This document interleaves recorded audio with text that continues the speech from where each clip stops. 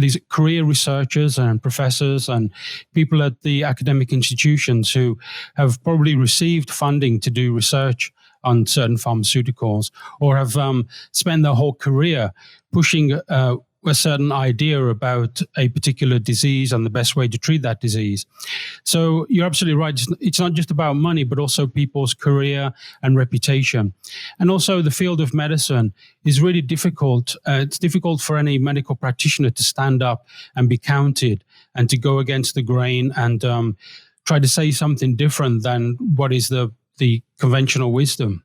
Oh, yeah, well, we saw that throughout COVID. There's doctors, people like Dr. David Cartland that are still being attacked consistently now on a daily basis. What made you want to make this film? Because obviously previously you've made films about statins and stuff, which is very, very interesting because we're told cholesterol is bad, but actually the more you look into it, that's actually not the case. So what was it about this report that really interested you? Well, I think, first of all, I got into making documentary films by mistake, really, by accident, because I used to be a sports massage therapist, and I read a book by a Swedish doctor about the cholesterol myths, which is still the classic text on the subject. And that really was just unveiled all the deception for me. It was my first experience of realizing that things are not as we're told. And so that prompted me to, first of all, write my own book about the cholesterol and statins issue. And then I wanted to convert the book into a documentary film. And I was surprised to find that I found it easy to edit the footage and put it together in a way that everyone can understand. And so I just followed on from that and continued. And now I've made, this is my 8th documentary film. Wow. And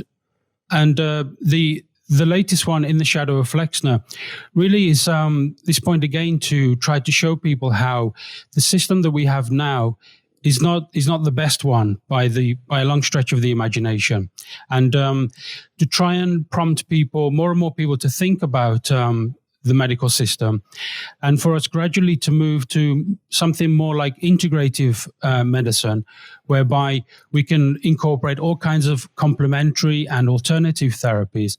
And with more research, we can find out which type of medical treatment is best for each type of medical condition.